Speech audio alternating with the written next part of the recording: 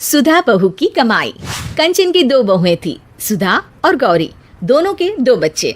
गौरी नौकरी करती, पैसे कमाती और लोगों को बातें सुनाती, तो वही सुधा अपने और गौरी के बच्चों को पढ़ाती, लिखाती, उनका ख्याल करती और घर का सारा काम भी करती। लेकिन फिर भी कंचन को पसंद थी गौरी। बच्चों चलो उठो, स्कूल का टाइम हो रहा है। भाभी, इन लोगों को आप अपने कमरे में ही सुला लिया करो ना, मैं डिस्टर्ब होती हूँ। वैसे भी आप क्या जानो ऑफिस में कितना काम होता है। अरे वाह, मैं तो चाची के पास सोऊंगा। अरे नहीं नहीं बेटा, बच्चों को माँ के पास ही सोना चाहिए। ये बोलकर सुधा बच्चों को साथ लेकर बाहर आ जाती है।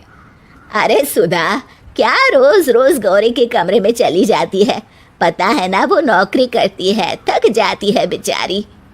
तो क्या माँ बच्चे स्कूल नहीं जाएंगे? वैसे भी सुबह की पढ़ाई दिमाग पर ज्यादा असर करती है, इसलिए मैं इन लोगों को सुबह जल्दी उठाकर दिन में सुला भी देती हूँ। अच्छा ठीक है, ज्यादा समझदारी ना दिखा। इतनी समझदार होती ना तो आज किसी दफ्तर में अफसर होती। तभी सुधा के ससुर बोल पड़ते हैं, है तो अफसर, मेरे घर की लक्ष्मी और अफसर सब मेरी सुधा बिटिया ही है। अरे चुप रहो जी, मती मारी गई थी। बोल रही थी कि दोनों बहुएं कमाओ आनी चाहिए, लेकिन आप तो माने ही नहीं। मती मारी गई थी आपकी। तभी सुधा सास को चाय का प्याला पकड़ाती है। अगर ये भी दफ्तर जाती ना तो कौन हमारी इस उम्र में सेवा करता, सोचा है कभी? सुधा का ज्यादा ध्यान बच्चों पर होता।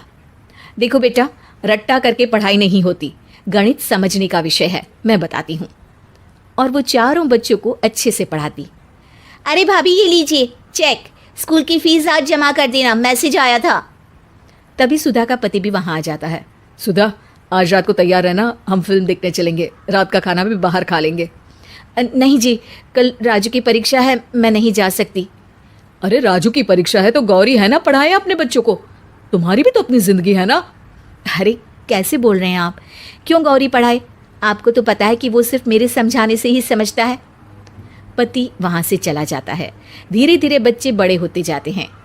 एक दिन गौरी और गौरी का पति, भैया मैं और गौरी कुछ दिनों के लिए बाहर जा रहे हैं, घर में रह रहकर उब गए हैं। कुछ दिनों की छुट्टी है, सोचा मन बदल जाएगा। अरे तुम लोग तो रोज बाहर जाते हो, घूमते हो, कभी सुधा को भी लेकर जाओ, वो भी तो घर में रह रहकर ऊब गई होगी, थोड़ा चेंज मिल जाएगा उससे। कैसी बात कर रहे हैं पिताजी? ये जो घर चल रहा है वो हम लोगों के बाहर जाने से ही चल रहा है। और हाँ, हमने कभी मना नहीं किया कि भाभी बाहर ना जाए।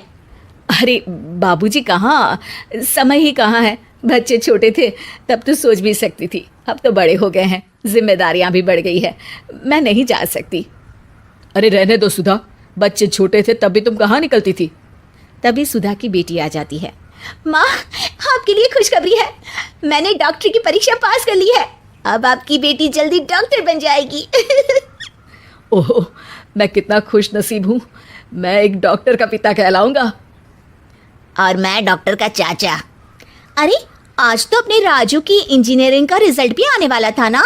आज नहीं, कल है गौरी, और उसके लिए कल तुम लोगों को कॉलेज भी बुलाया है। ओह, कल तो मेरी मीटिंग है, मैं नहीं जा सकती। और मेरी भी एक ज़रूरी इंटरव्यू है, मैं नहीं जा पाऊंगा।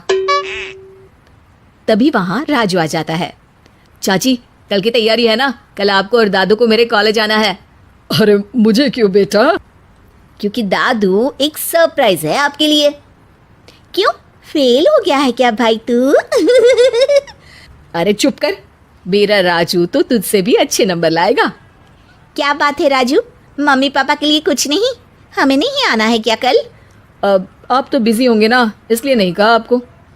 गौरी को बुरा लगता है। अब नहीं, मैं तो फ्री हूँ। हाँ, मैं भी, कल आ जाएंगे हम सब तुम्हारे कॉलेज में। अगले दिन कॉलेज के कार्यक्रम में स्टेज से प्रिंसिपल कहते हैं, और हमारे कॉलेज में आउटस्टैंडिंग परफॉर्मेंस से इंजीनियरिंग की परीक्षा सबसे अच्छे नंबरों से पास की राजू ने। राजू, स्टेज पर आकर अपना पुरस्कार लो और 2 शब्द बोलो। राजू स्टेज पर जाता है और माइक पर कहता है, मैं आज स्टेज पर बुलाना चाहूँगा उनको जिसके कारण मैं आज इस मकाम तक पहुँचा हूँ। मैं आज जो कुछ भी हूँ वो हूँ मेरी सबसे प्यारी।